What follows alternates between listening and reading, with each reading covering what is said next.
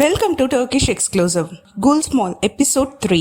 தேவா குல்ஸ்மாலை ஷூட் பண்ணிட்டு ஓட ஆரம்பிச்சிடுவா. ஆனாலும் அவளால ஓட முடியாது, ஏன்னா அவளுக்கு காலில் அடிபட்டிருக்கும். குல்ஸ்மால் வேற வழி இல்லாம அவளை தூக்கிட்டு போவான். இங்க இப்பேக்கு போலீஸை கூப்பிட்டு வீட்டில் எல்லாருக்கிட்டையும் ஃபைட் பண்ணிருப்பா.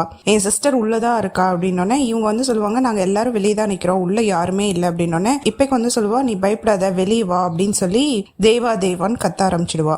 அப்புறம் போலீஸ் சொல்லுவாங்க, நீங்கள் இப்படிலாம் சத்தம் போடக்கூடாது, ஏன்னா அவங்களுக்கு ரைட்ஸ் இருக்கு, நீங்கள் இப்படி பண்ணீங்கன்னா கம்ப்ளைண்ட் ஃபைல் பண்ணுறதுக்கு அப்படின்னோடனே அவள் சொல்லுவா, நம்ம வேணா வீட்டுக்குள்ளே போய் சர்ச் பண்ணலாம் அப்படின்னோடனே அதுக்கு சர்ச் வாரண்ட் வேணும், சர்ச் வாரண்ட் இல்லாமல் வீட்டுக்குள்ளே போய் சர்ச் பண்ண முடியாது.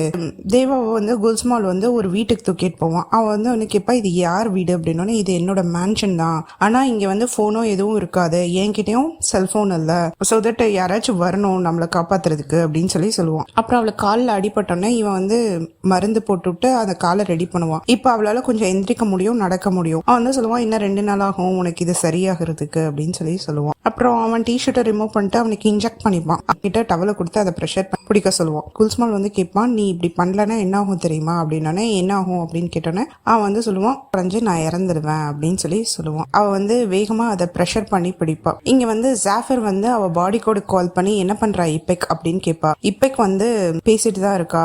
உடனே இப்பேக் அந்த வீட்டை விட்டு வெளியே போறவரை நீ அங்கேயே இரு அப்படின்னு சொல்லுவாங்க. அப்புறம் ஒரு இன்ஃபர்மேஷன் இருக்கு அப்படின்னு சொல்லி பாடி கார்டு சொல்லுவான். என்னது அப்படின்னோடனே குல்ஸ்மால் நம்மளோட ஒரு கிளைண்ட்டை ஹோட்டல்ல மீட் பண்ண போறான் அப்படின்னோடனே ஓகே, இப்ப இவன் விளையாட ஸ்டார்ட் பண்ணிட்டான், இனிமேல் நான் ஸ்டார்ட் பண்ணும் அப்படின்னு சொல்லுவான். இங்க தேவா குல்ஸ்மாலை எழுப்பி பாப்பா. குல்ஸ்மால் அசைவே இல்லைன்னே அவளுக்கு பயம் வந்துடும். உடனே ஹார்ட் பீட்டை செக் பண்ணி பாப்பா. ஹார்ட் பீட் இருக்கணும், ஆனா அவன் சொல்லுவான், நான் உயிரோட தான் இருக்கேன் அப்படின்னு சொல்லுவானா. நீ இந்த மாதிரி ப்ரெஷர் பண்ணி பிடிச்சேனாதான் நான் கொஞ்ச நேரம் உயிரோட இருக்க முடியும், அப்பதான் நம்மளை தேடி ஆளுங்க என்னை காப்பாற்ற முடியும் அப்படின்னு சொல்லுவான். ஆனா இதுதான் உனக்கு ஒரு லாஸ்ட் சான்ஸ், என்னை விட்டு தப்பிச்சு போறதுக்கு.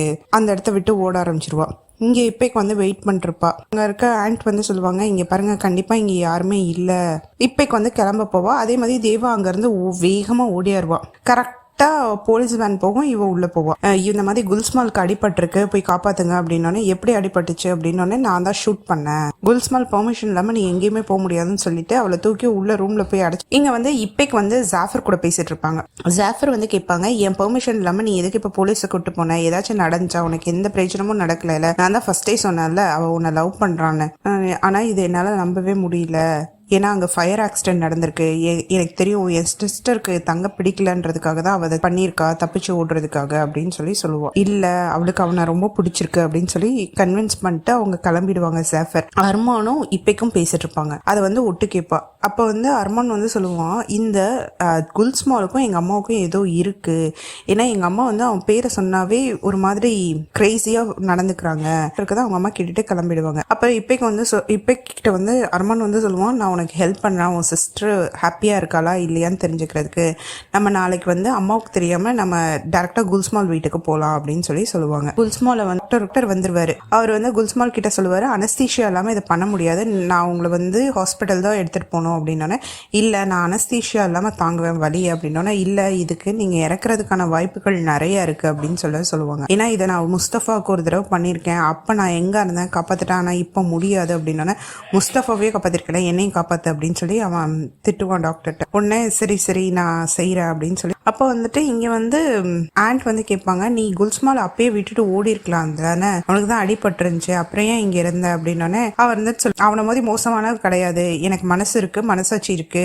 ஆண்ட் கிட்ட இவ கேட்பா, எல்லாரும் காசுக்காக தானே இவனுக்காக வேலை செய்யறீங்க அப்படின்னோடனே கிடையவே கிடையாது, காசெல்லாம் எங்களுக்கு கடைசி தான், நாங்க அவனுக்கு உண்மையா இருப்போம் அப்படின்னோடனே அப்படின்னா நீங்க யாரு அப்படின்னோடனே அது உனக்கு நேரம் வரப்போ தெரியும் அப்படின்னு சொல்லுவது. மருதமும் வெளியே போயிருப்பாங்க. அவங்க அந்த ஷோ முடிச்சுட்டு பேசிட்டு இருப்பாங்க, அதை பத்தி டிஸ்கஸ் பண்ணிருப்பாங்க. அப்போ ஒரு பையன் கேட்பான், எனக்கு பணம் கொடுங்க, எனக்கு சாப்பாடு வாங்கணும்னு. அவன் மிரட்டு சொல்லுவான், இந்த மாதிரி எத்தனை பேர் செய்வீங்க ஏமாத்துத்தனம் அப்படின்னு சொல்லுவான். உடனே இவ குல்தம் சொல்லுவா, நான் காசு தர மாட்டேன், நீ வா உனக்கு வாங்கி தரேன் அப்படின்னோடனே அவன் சொல்லுவான், அப்படின்னா என் தம்பி தங்கச்சிக்கும் சேர்த்து வாங்கி தரீங்களா அப்படின்னோடனே எவ்வளவு பேர் இருக்காங்களோ அவ்வளவு பேரையும் கூட்டுவா, நான் வாங்கி தரேன் அப்படின்னு சொல்லி குல்தாம் சொல்லுவா. ரொம்ப நல்ல விஷயம் நீ செய்யறது அப்படின்னோடனே வாங்க நம்ம எல்லாருமே சாப்பிடலாம், ஏன்னா ஒரு காலத்துல நாங்களும் இந்த மாதிரி நானும் பையன் தான், அண்ணனும் சாப்பாட்டுக்காக கஷ்டப்பட்டிருக்கோம், அது எனக்கு தெரியும், அந்த குளிரில் சாப்பாடு இல்லாமல் கஷ்டப்படுறது எவ்வளோ கஷ்டம்னு அப்படின்னு சொல்லுவோம். அப்போ ஆண்ட்டும் வெஃபாவும் நாங்கள் ஃபுல்லாக நைட்டில் கூட இருக்கோம், ஏன்னா க்ளீன் பண்ணோம், உனக்கு மெடிசன் கொடுக்கணும் அப்படின்னோடனே, யார் தப்பு செஞ்சாங்களோ அவங்க தான் என்னை பார்த்துக்கணும், நீங்கள் யாருமே கிட்டேயே வரக்கூடாது, ஈவன் நான் செத்தா கூட நீங்கள் என் கிட்ட வரக்கூடாது இன்னைக்கு ஒரு நாள், யார் அவள் தான் இனிமேல் என்னை பார்த்துக்கணும் கம்ப்ளீட்டாக, அவள் தானே இந்த தப்பு பண்ணா அப்படின்னோடனே அவள் வந்து சொன்னா, உனக்கு தைரியம் இருந்தால் போலீஸில் பிடிச்சி கொடு, நான் செஞ்ச தப்புக்கு.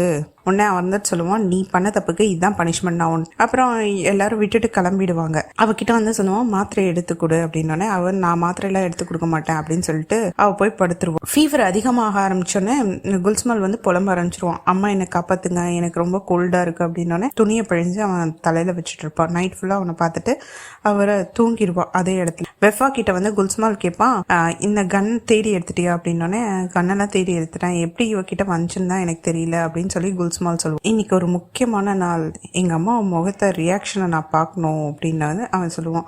என்னாச்சு, அந்த கிளைண்ட்டு தானே? ஆமாம். அப்போ வந்து மேர்ட்க்கு வந்து அன்னைக்கு நைட் கனவு வரும், அந்த ஃபங்க்ஷனோட கனவு வந்தோடனே இவனுக்கு வந்து அப்செட் ஆயிரும், என்ன நம்ம இவ கூட ஜாலியாக இருக்கும், அவளை விட்டுட்டு அவள் என்ன ஆனான்னு கூட நம்ம கேட்டு தெரிஞ்சுக்கல அப்படின்னு சொல்லி ஒரு மாதிரி கில்ட்டாக ஃபீல் பண்ணுவான். அப்புறம் டைரக்டாக ஜாஃபர் ஹவுஸ்க்கு கால் பண்ணுவான். அந்த அசிஸ்டன்ட் நம்பர் தான் போகுமா. உடனே அவன் வந்து சொல்லுவான், நான் மெரட் பேசுகிறேன், ஜாஃபரோட நம்பர் கிடைக்குமா அப்படின்னோடனே, இல்லை ஜாஃபரோட நம்பர்லாம் அவ்வளோ சீக்கிரம் கிடைக்காது, நான் வேணா அவங்ககிட்ட இன்ஃபார்ம் பண்ணுறேன் அப்படின்னு சொல்லி சொல்லுவான். அப்புறம் குல்தம் வந்து சொல்லுவா, நீங்கள் இந்த மாதிரி இந்த நம்பர்லேருந்து கால் பண்ணி பேசுனீங்கன்னா எங்கள் அண்ணாவுக்கு தெரியும், உங்களுக்கு தெரியாதா, எதுக்கு புது நம்பர் புது சிம் கொடுத்துருக்காங்கன்னு, கண்டிப்பாக அவங்க இதெல்லாம் பண்ணுவாங்க அப்படின்னு சொல்லி சொல்லுவா. சரி நீங்கள் ஃப்ரெஷ் ஆகிறதுக்கு வெளியே போயிட்டு வாங்க அப்படின்னோடனே இவன் வந்துட்டு சொல்லுவான், சரி நான் வெளியே போகிறேன் அப்படின்னோடனே இவன் வந்துட்டு நானும் கூட வரவா அப்படின்னோடனே, இல்லை நான் தனியாக போகணும், அப்படி கார் கீயை கொடு அப்படின்னு சொல்லிட்டு அவன் கிளம்பிடுவான். இங்கே வந்து பிஸ்னஸ் நடக்கும் ஹோட்டலில். அப்போ டின்னரோட ஒரு மீட்டிங் போயிட்டுருக்கோம்.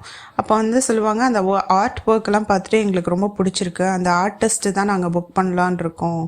அவன் வந்து சொல்லுவோம், ஓகே நான் இதை வந்து ஹாஃப் த ப்ரைஸ்க்கு உங்களுக்கு கொடுக்குறேன் அப்படின்னு சொல்லி சொல்லுவான். அப்புறம் வெஃபா வந்து அவனை தனியாக கூப்பிட்டு போயிட்டு சொல்லுவான், என்ன இவ்வளோ சீப்பாக கொடுக்குறீங்க, நல்ல ரேட் போகும் அப்படின்னோடனே அவன் வந்து குல்ஸ்மால் கேட்பான், இப்போ நம்மளுக்கு பிஸ்னஸ் முக்கியமா இல்லை எங்கள் அம்மா முகத்தில் வர ரியாக்ஷன் ரொம்ப முக்கியமா, எனக்கு பெருசு காசு ஒன்றும் இல்லை, ஆனால் எங்கள் அம்மா முகத்தில் வர ரியாக்ஷனை பார்க்குறதுக்கு தான் நான் வெயிட் பண்ணுறேன் அப்படின்னு சொல்லி அவன் சொல்லுவான். உடனே ஜாஃபர் வருவாங்க. வந்தோடனே, நீ என்னோட கிளைண்ட்டை எடுத்துக்க பார்க்குறியா, ரொம்ப மோசமானவன் நீ அப்படின்னோடனே கிளைண்ட் கிட்ட போயிட்டு, இந்த மாதிரி தேவாவை இவன் கடத்தி வச்சிருக்கான், ஃபோர்ஸ் பண்ணி தான் இந்த டயக்ராம்ஸ் எல்லாம் வாங்கியிருக்கான் அப்படின்னு சொல்லி சொல்லுவாள். அந்த ஆர்டிஸ்ட் வந்து எங்ககிட்ட தான் இருக்காங்க அப்படின்னு சொல்லி சொல்லுவாங்க, ஃபோர்ஸபிளாக யாராலையும் இதை செய்ய முடியாது அப்படின்னு சொல்லி சொல்லுவாங்க. அவர் வந்து எங்களுக்கு ஹாஃப் த ப்ரைஸ்க்கு கொடுக்குறாரு அந்த இதெல்லாமே அப்படின்னு சொல்லி சொல்லுவாங்க. உடனே ஜாஃபர் வந்து டென்ஷன் ஆயிடுவான், ஏன்னா ஹாஃப் த ப்ரைஸ் இது பிடிச்சிருக்கு நான் அதை செய்கிறேன் அப்படின்னு. அப்புறம் ஜாஃபர் வந்து சொல்லுவா, இங்கே பாருங்க, இது வந்து இவன் ஃபோர்ஸ் பண்ணி தான் பண்ணியிருக்கான், அவள் கண்டிப்பாக ஒத்துக்க மாட்டா, ஏன்னா அவள் வந்து என் ஆஃபீஸில் ஒர்க் பண்றவ மட்டும் கிடையாது, அவ வந்து என்னோட வளர்ப்பு பொண்ணு, நான் அவளோட அம்மா அப்படின்னு அழுத்தமா சொல்லுவா. அவ கண்டிப்பா ஒத்துக்க மாட்டா அப்படின்னாங்க. சரி ஒத்துக்க மாட்டானா நம்ம டின்னர் வச்சுக்கலாம், ஜாஃபரும் வரட்டும், நான் வந்து தேவாவும் கூட்டு போறேன், நம்ம அப்போ வந்து நீங்க எனக்கு சைன் பண்ணி கொடுங்க இந்த கான்ட்ராக்டை.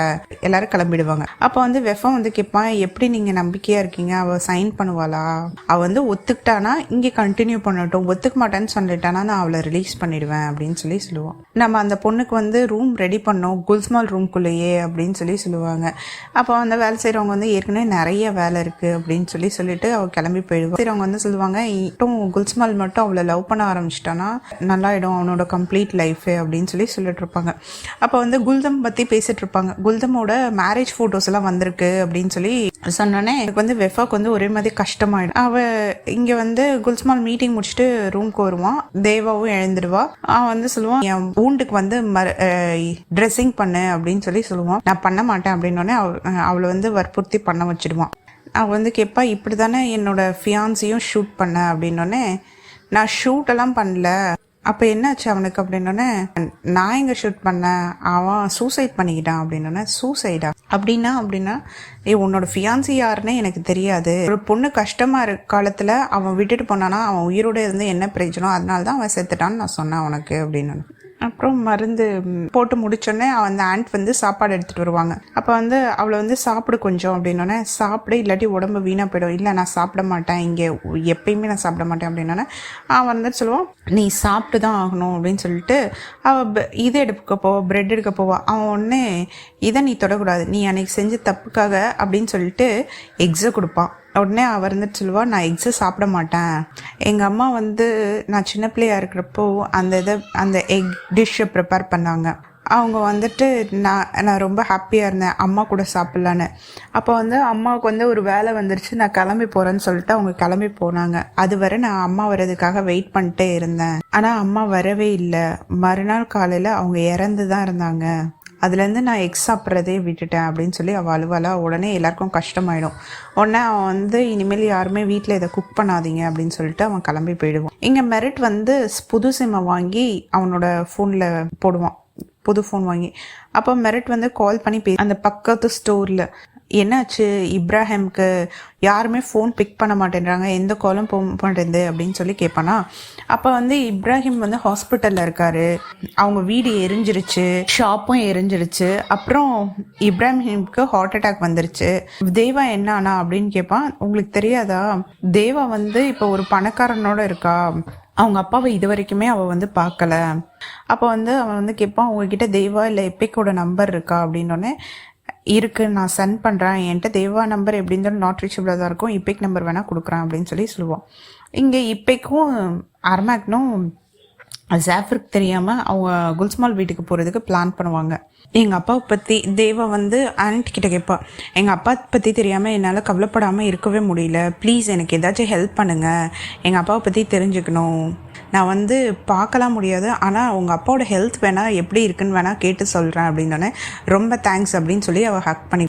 குல்ஸ்மால் வந்து வெஃபா கிட்ட வந்து சொல்லுவான், எனக்கு வந்து மீட் வேணும், நான் குக் பண்ண போகிறேன் அப்படின்னோடனே, எதுக்காக யாருக்காக அப்படின்னோடனே அவன் வந்து சொல்லுவான், நான் வந்து தேவாக்காக குக் பண்ணோம் அப்படின்னு சொல்லி சொல்லுவான். இங்கே வந்து ஆண்ட் வந்து ஃபோன் பேசிகிட்டு இருப்பாங்க. இங்கே வந்து தேவா வந்து அந்த குல்தமோட மேரேஜ் ஃபோட்டோஸை பார்க்குறதுக்கு தரப்பா.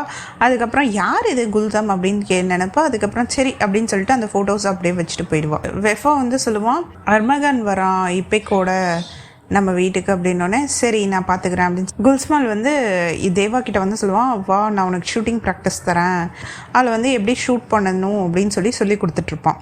இப்போக்கும் அர்மகனும் உள்ளே வருவாங்க. வெஃபா கிட்ட வந்து கேட்பா, இப்போக்கு வந்து எங்கே இருக்காங்க அப்படின்னோன்னா, இல்லை ஷூட்டிங் கற்றுக் கொடுத்துட்ருக்கான் குல்ஸ்மால் தேவாவுக்கு அப்படின்னோடனே. அப்புறம் உடனே ஹாஸ்பிட்டல்லேருந்து கால் வரும், இப்போக்கு இப்ராஹிம் வந்து முடிச்சிட்டாரு நல்லா இருக்காரு அப்படின்னோடனே இப்போக்கு செம்ம ஹாப்பி ஆகிடுவான். நான் உள்ளே போய் பார்த்துட்டு வரேன் அப்படின்னு சொல்லி அவன் சொல்லுவான். சரி நீ போ ஹாஸ்பிட்டலுக்கு, நான் பார்த்துக்கிறேன், நீ கிளம்பு அப்படின்னு சொல்லி சொல்லுவான். இவன் போய் அங்கே போய் பார்ப்பான். பார்த்தா அவள் ஷூட் பண்ணிட்டு ஜாலியாக குல்ஸ்மால் கூட பேசிகிட்டு இருக்க மாதிரி இருக்கும். உடனே இதை பார்த்துட்டு அவன் சரி இவள் ஜாலியாக தான் இருக்கா அப்படின்னு சொல்லிட்டு, ஆனாலும் அவனால் நம்பவே முடியாது, அந்த இடத்த விட்டு கிளம்பிடுவாள். இவள் வந்து ஷூட் பண்ணி முடிச்சுட்டு, உன்னை ஷூட் பண்ணுறேன் பாரு அப்படின்னு சொல்லி கன்னை காட்டுவாள். உன்னால் ஷூட் பண்ண முடியாது, ப்ராஜெக்டை வாங்கிட்டேன், ஜாஃபரோட ப்ராஜெக்டை உன்னோட ட்ராயிங்கை யூஸ் பண்ணி நீ வந்து ஒத்துக்கணும் அந்த டீலுக்கு அப்படின்னு அவன் சொல்லுவான். உடனே இருந்துட்டு இவன் சொல்லுவான், நான் தான் உன் கூட ஒர்க் பண்ண மாட்டேன்னு ஏற்கனவே சொல்லிட்டேன்ல. அவன் வந்து சொல்லுவான், நீ காலை உடச்சி கூப்பிட்டு போனாலும் நான் உன் கூட ஒர்க் பண்ண மாட்டேன் அப்படின்னோடனே வந்து சொன்னால், காலை உடைச்சாலும் நான் உன்னை தூக்கிட்டு போவேன் அப்படின்னு சொன்னோன்னே. அப்போ வந்துட்டு வெஃபா வந்து பேச வரப்போ வெஃபா வந்து சொல்லுவான், அர்மகனை வந்து எப்படியாச்சும் இவகிட்ட பார்க்க முடியாத மட்டும் பண்ணிவிடு, இல்லாட்டி பிரச்சனையாயிடும் அப்படின்னு சொல்லுவான். அப்புறம் குல்ஸ்மாலும் அர்மகனும் மீட் பண்ணுவாங்க. அப்போ வந்து அர்மகன் கேட்பான், எங்கள் அம்மாவும் உங்களுக்கு எப்படி தெரியும் அப்படின்னோடனே, இதை வந்து நீ உங்கள் அம்மா கிட்ட கேட்க வேண்டிய கொஷின் அப்படின்னு சொல்லிட்டு, நான் இன்றைக்கி வந்து எக்ஸ்பிளைன் பண்ணுற மூடில் இல்லை, நான் வந்து லேக் கிட்ட வருவேன் அப்பாவா அப்படின்னு சொல்லுவான். அப்புறம் அந்த பிஸ்டல் அவனை ஷூட் பண்ணாங்களா, இது உங்கள் அம்மாவோட கன் தான் அப்படின்னு சொல்லி கொடுப்பான் குல்ஸ்மால். உடனே அர்மகன் கேட்பான், உங்களுக்கு எப்படி தெரியும் இது எங்கள் அம்மாவோட கன்னு அப்படின்னு. அப்போ சின்ன வயசு குல்ஸ்மால் அவன் சிஸ்டர் குல்தமை காட்டுவாங்க. அம்மா என்ன உனக்கு இந்த கிஃப்ட் கொடுத்தாங்களா, அந்த பாக்ஸில் கிஃப்ட் இருக்கா, என்ன கிஃப்ட் இருக்கும் அப்படின்னு சொல்லி அவங்க தங்கச்சி குல்தம் வந்து கேட்பா. அப்போ வந்து நம்ம வீட்டுக்கு போகிற வரை வெயிட் பண்ண முடியாது, ப்ளீஸ் இப்போயே ஓப்பன் பண்ணேன் அப்படின்னோடனே. உடனே அவன் ஓப்பன் பண்ணி பார்த்தா அதில் பிஸ்டல் இருக்கும். அப்போ குல்தம் வந்து பயந்துடுவாளா. குல்தம்மா வந்து நீ வீட்டுக்கு போ நான் பார்த்துக்கிறேன் அப்படின்னு சொல்லிட்டு இவன் வந்து குல்ஸ்மால் வந்து அவங்க அம்மா வீட்டுக்கு டைரெக்டாக ஓடுவான். அதோட கட் பண்ணிட்டு இங்கே குல்ஸ்மால் பார்ப்பாங்க, நீ வந்து உங்கள் அம்மா கிட்ட இந்த பிஸ்டலை கொடுத்து கேளு யாரோடது அப்படின்னு சொல்லி, உனக்கு பேசணுன்னா இதை பற்றி பேசணுன்னா லேக்கு வா அப்படின்னு சொல்லுவான். சேம் வே ஜாஃபரும் அன்னைக்கு சின்ன வயசில் நடந்ததை யோசிச்சு பார்ப்பாங்க. நீ ஓப்பன் பண்ணியா பாக்ஸை அப்படின்னு ஜாஃபர் கேட்பாங்க. அந்த பாக்ஸை வாங்கிட்டு அந்த பிஸ்டலை நீட்டுவாங்க. என் 4 years கழிச்சு என் லவ்வர் எனக்கு கிடைச்சான். நீ இப்படி பண்ணிட்ட, என்னோட ஹார்ட் இன்னுமே ப்ளீட் ஆகிட்டுருக்கு. டெய்லி நைட் நான் வந்து ப்ரே பண்ணிக்கிறேன், நீ வந்து சாகணும் அப்படின்ற மாதிரி. இப்பயே கொண்டுடுங்க என்ன அந்த பிஸ்டலை வச்சு, அப்படி கொண்டுட்டிங்கன்னா இன்னையோட உங்கள் அழுக நின்றோம் அப்படின்னு சொல்லிட்டு அவங்க அம்மாவும் பிஸ்டல் எடுத்து ஷூட் பண்ண. ஸோ இன்னைக்கான வீடியோ இதோட முடியுது. உங்களுக்கு பிடிச்சிருக்குன்னு நம்புகிறேன். உங்களுக்கு பிடிச்சிருந்தா உங்கள் ஃப்ரெண்ட்ஸ்க்கும் உங்கள் ஃபேமிலிக்கும் ஷேர் பண்ணுங்கள், சப்ஸ்கிரைப் பண்ணுங்கள். தேங்க்யூ.